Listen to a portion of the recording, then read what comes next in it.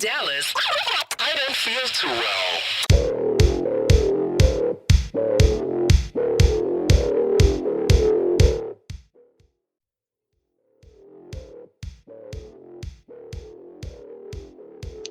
Hello, and welcome to episode 14 of Dictate, Dissect, and Discuss. This time, we will be covering No Right Turn, a collection of tools and approaches to support grassroots responses to the far right. And this will be part 1. Ahead of time, please excuse the quality of the PDF that I'm presenting. I think it was a scanned copy of the actual pamphlet, so it's not as great.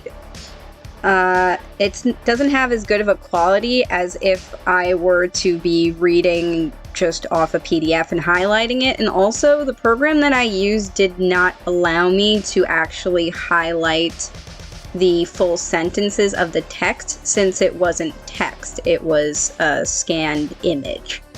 So it might look kind of ugly this time. I had to bracket the phrases that I wanted to draw emphasis towards. So I apologize in advance if it looks kind of gross. We're just going to have to roll with it for this episode and the next. But anyway, without further ado, let's begin.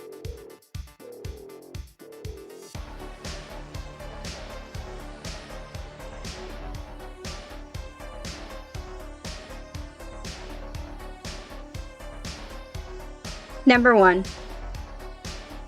Autonomous groups are useful tools that can be used to challenge power inequalities within groups and within wider society.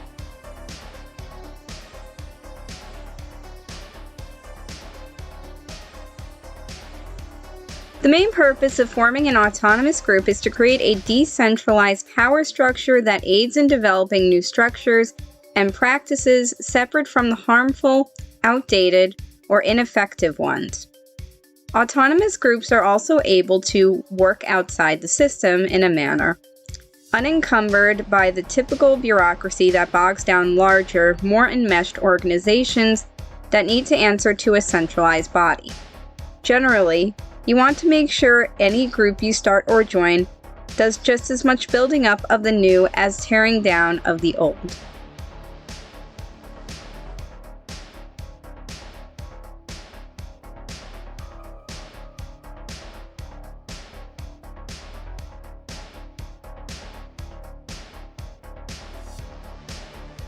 Formation. Number 2. Autonomous groups are often formed by people who are frustrated that they are not being listened to by others in positions of greater power.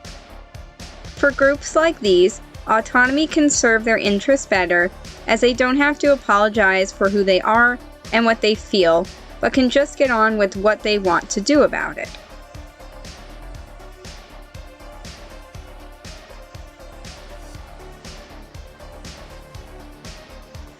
We see autonomous groups pop up during times of strife where people only have each other as a social safety net. However, our social safety nets are being eroded by the day, leaving us with scant resources with which to pull from. Ergo, marginalized people who feel left out in the cold are not limited to what we would consider to be the usual suspects anymore, like people in poverty or people who have suffered domestic abuse, for example. If you're not comfortable, let's say, in a material or wellness sense, you can be eligible for working with or starting an autonomous group. We all know how cumbersome it can be to get a complaint filed with HR at a job, and sometimes it goes absolutely nowhere. As such, the vulnerability given in an autonomous group is valuable. It allows oneself to be at an equal level with the group, thereby increasing empathy and a sense of motivation to solve problems and accomplish goals.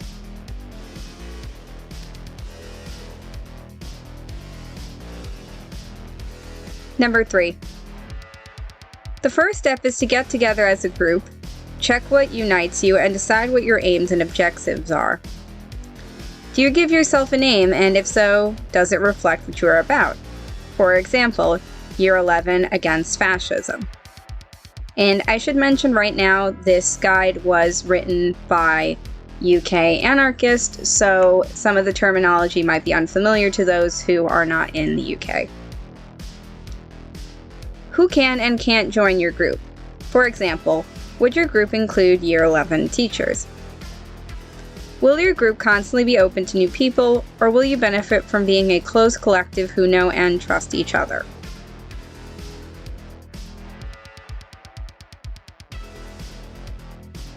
I believe this section is paramount. Your identity as a group is not merely dictated by your policies, but what you present yourself as to the world in an optical sense.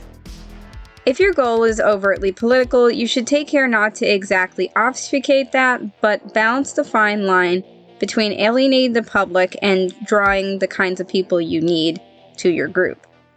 Sometimes, groups can become paranoid that they're being infiltrated, which is not a rarity, but having proper security culture can mitigate most risk.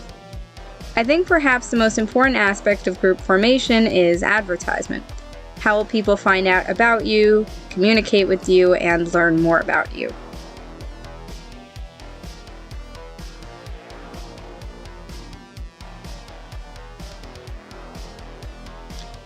Sustaining. 4. Be aware that those who have the most time, energy, and enthusiasm can have the most influence over a group, leading to a hierarchy of the most committed, and the guide will actually touch on this a few times in the future.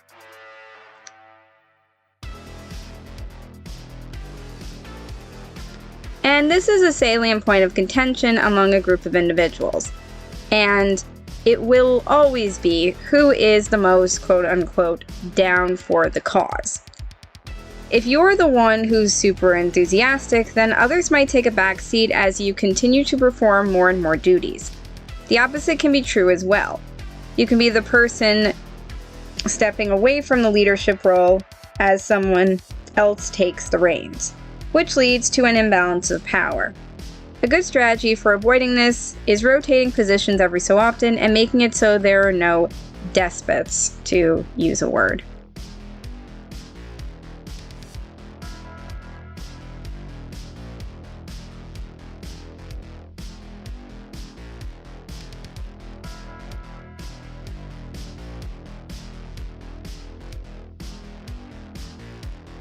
Number 5. You may want to make sure that each group has a mix of experienced people and those with little experience who want to learn and contribute.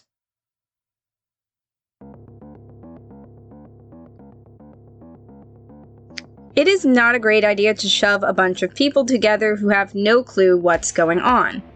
Err on the side of caution and see firsthand the abilities and confidence levels of each member. If you're placed in a group of experts or know-it-alls, on the other hand, you might feel like you're in competition for the best and feel pressured to perform at an output that's either too high or causes a too many cooks situation. And in this case, ego bruises will abound. Like the author says, try to immerse yourself in a group where there are both teachers and students, where everyone learns something new.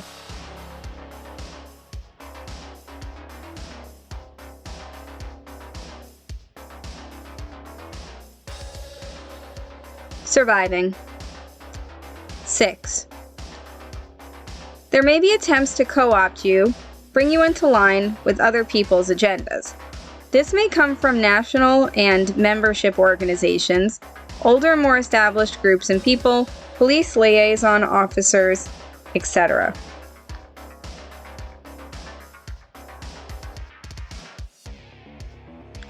Beware of people who you think are astroturfing. Astroturfing is the creation of inauthentic and illegitimate grassroots, in quotations, movements that are used by state actors like police to engender a negative view of certain social justice advocacy groups. I will also include something a little different, which is more of a global aid and humanitarian concern, and that is economic imperialism and neocolonialism through co-option of resources and land.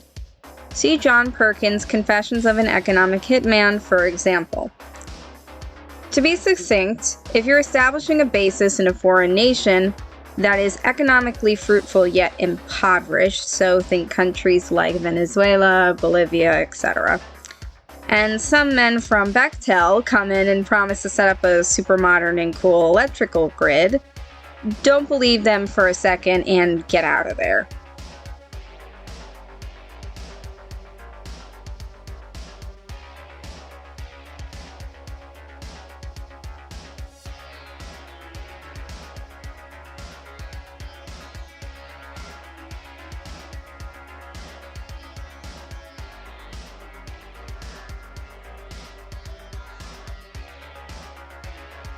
Checklist of things to consider in encouraging people to become involved in a new or existing group. 7. Each member could bring a friend or neighbor to the group. Word of mouth and encouragement are the most effective ways of involving new people. You could act as a mentor for a new member, explaining references to previous actions and use of jargon, and generally checking they're alright with everything. Publicize your achievements, where this is possible without being legally liable for your actions. If you can't say, we've trashed 3 test sites this year because you've got your contact details on the same poster, at least let people know that you've been actively campaigning against GM testing or something similar.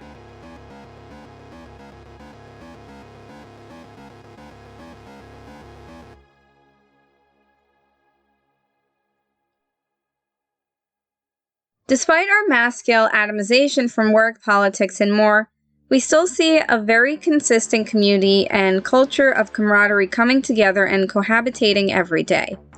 As such, it might be helpful to see if a person involved in an autonomous group you're a part of wants to involve their friend, spouse, family, etc. in the group. Perhaps they know a neighbor who would like to help peripherally with donations or something to that effect. Either way, always be on the lookout for people who want to dip their feet in or be involved peripherally. They can be good promoters of your mission from the outside. If you're really inclined towards breaking through an established structure, business, sector, or whatever it may be, then you have to tailor your resume, let's say, to fit what the more creative-minded normie would find palatable or at least tolerable. Commendation may not come, but your accomplishments should mostly be moral satisfaction. Remember, bad press isn't the end of the world. Keep an eye out for places where you can clearly state your vision without room for misinterpretation.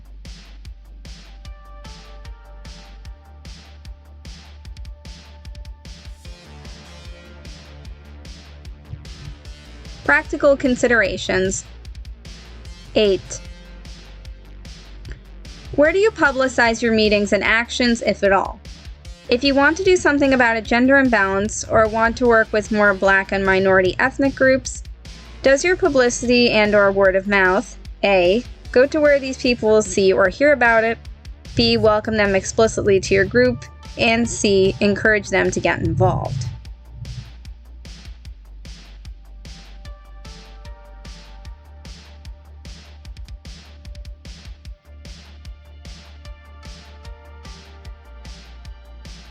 During meetings, do you challenge put-downs or discriminatory remarks?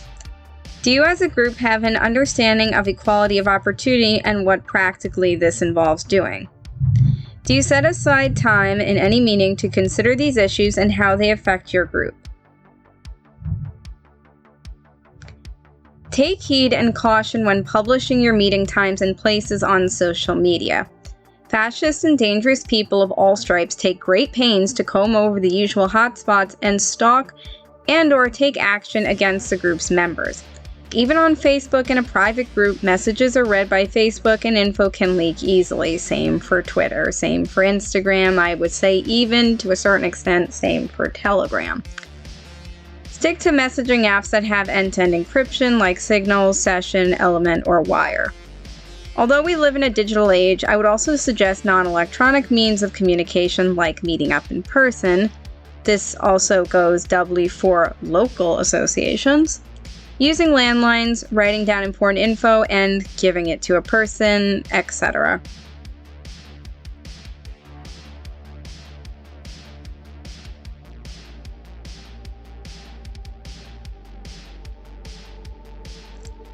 9. Ask someone to take notes of the meeting. Also known as minutes, these record the discussion and any decisions made. If they involve an action being done by someone, the minutes should include the names of people who are going to do the work. Concerning learning styles, some people are not auditory learners by nature. It's hard for people, especially those with sensory processing disorders, to take in a truckload of information at once. As such, it benefits to have a resource people can look back on and get a quick summary of all the salient points without all the extra clutter. It can also be helpful to have when planning and implementing something days, weeks, or months in the future. There should be an archive of all meetings somewhere accessible.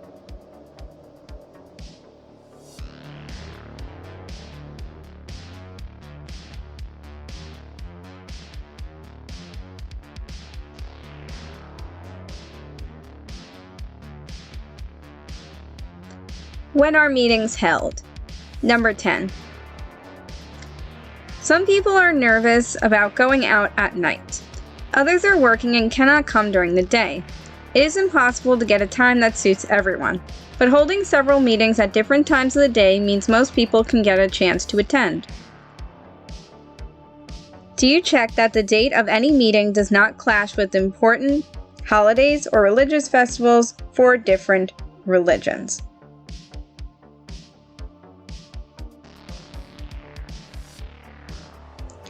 This is a pretty big one. I should also add that you'll see a lot of people either doing rotating shift work, night shifts, or people going to night classes after work. I think the best approach would be to hold 2 meetings a week, or however frequently you'd like.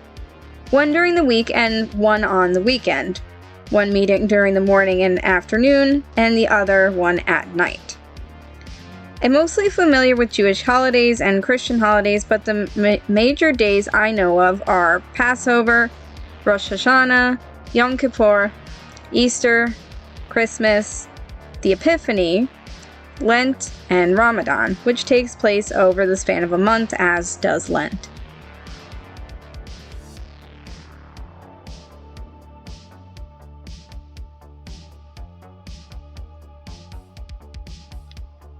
Where are meetings held? 11.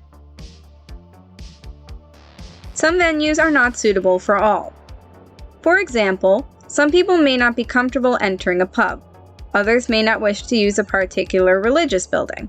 Some people may not come to a certain area or place. It may be too posh or too rough. Some people may be unable to use public transport and may have no private transport. Are arrangements made to enable them to attend? Are people with walking difficulties or in a wheelchair able to easily get into the building and use the room?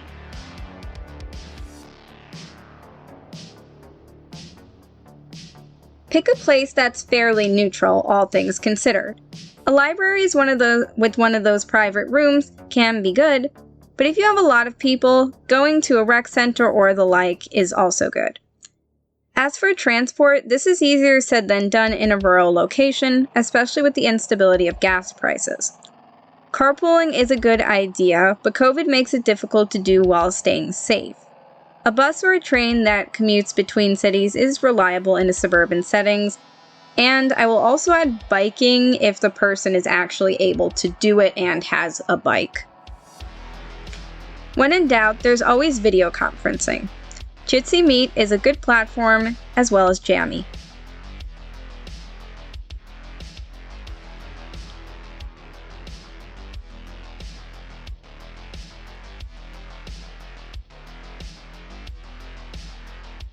Holding the meeting. 12. Is the meeting dominated by individuals or groups? Often some people feel excluded or intimidated from participating by a few dominant individuals, or one group claiming to represent the majority. Training is available on chairing and managing meetings.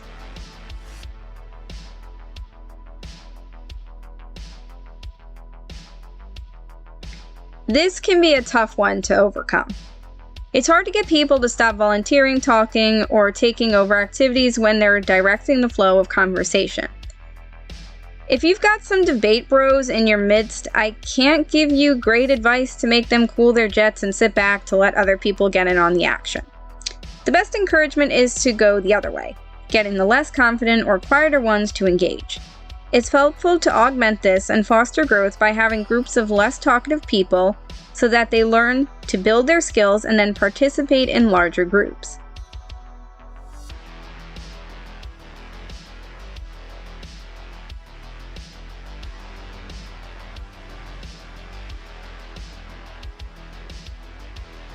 Preventing people from dominating the discussion. 13. In most small groups, 1 or 2 people are likely to dominate the discussion. Your job as a facilitator is to keep them under control. Do not shirk it. Being nice to them means failing the other group members. Among the techniques you can use are: insist on asking other group members for their views. When other group members give their views, do not allow people who have already had a lot to say add anything. If necessary, be formal. Insist that anyone who wants to say something must raise their hand and be given permission to speak. And then only notice the hands of people who haven't said much.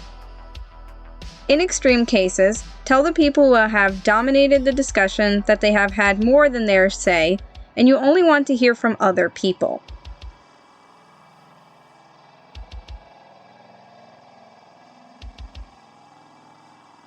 Relating back to the previous point, some people are just more naturally in tune to the discussion and have a lot to say.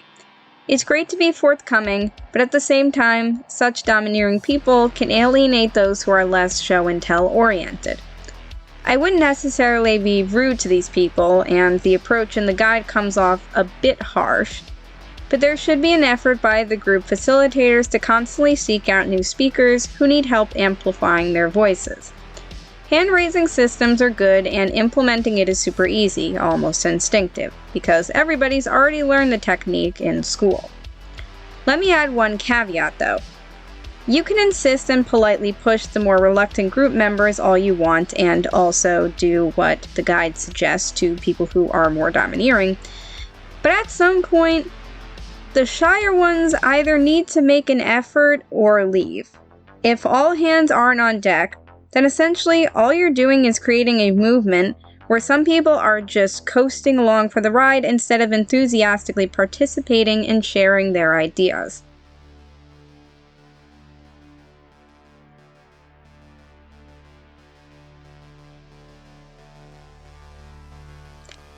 Bringing the discussion to a conclusion. 14. Do not allow new issues to be debated. Keep the group focused on the need to reach conclusions.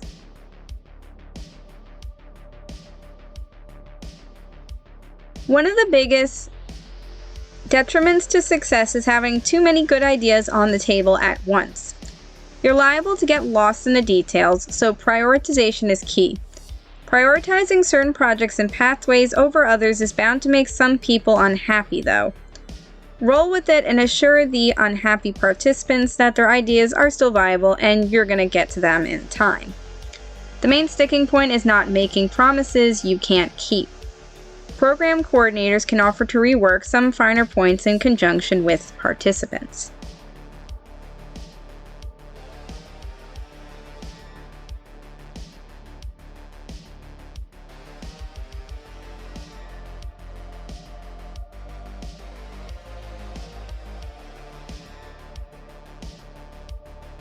Who is your target audience? 15. People adopt different roles at different times throughout their week. Employee at an oil company, parent, shopper, car driver, walker, taxpayer. The same person will be receptive to different messages at different times.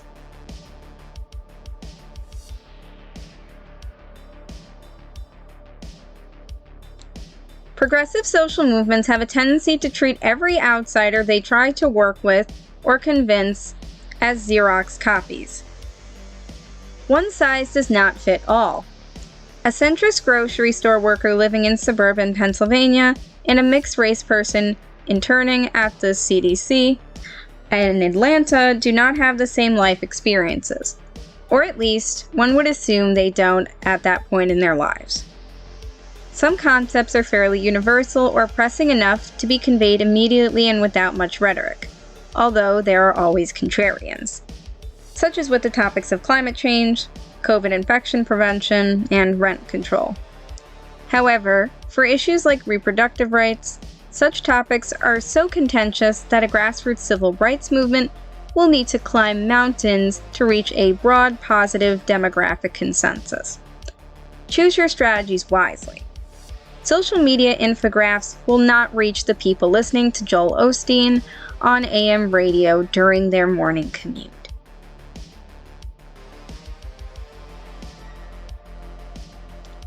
(16) Publicity is about getting people on board and on your side. Be creative and welcoming. If you are confronting people with the consequences of their actions, criticize their behavior rather than the individual person. Acknowledge people's abilities to change and give people options of what they can do to help. Think about how you come across. Is wearing that favorite car drivers are scum t-shirt really going to encourage car drivers to listen to your argument?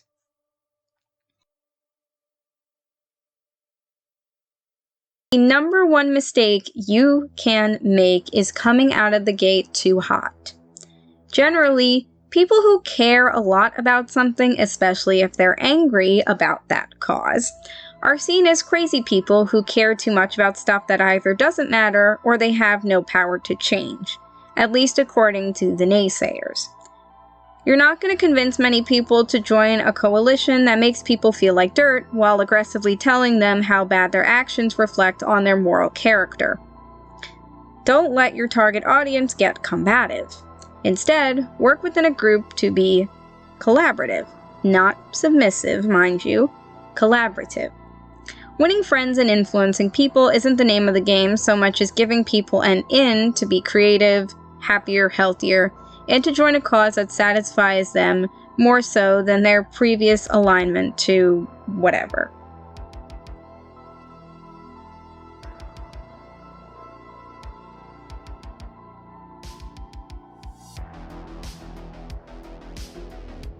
Radio and TV interviews. 17.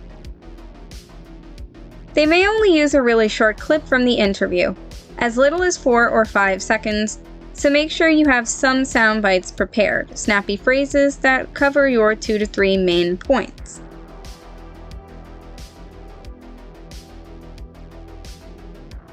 And for the last note of this part, contrary to the guide, I would not accept interviews from journalists and media reporters, especially TV reporters, if they do not intend to use the full duration of your interview.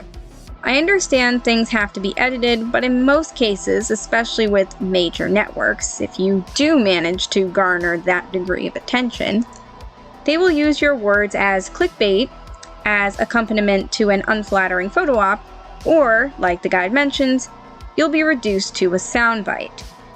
Before conducting the interview, at least get the name of the person, their affiliation, and a contact source.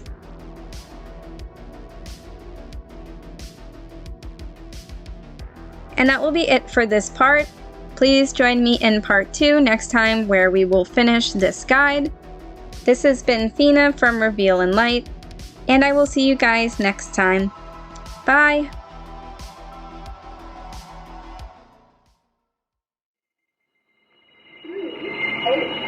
Two, 7, 4. 3, 8, 2, 7, 7.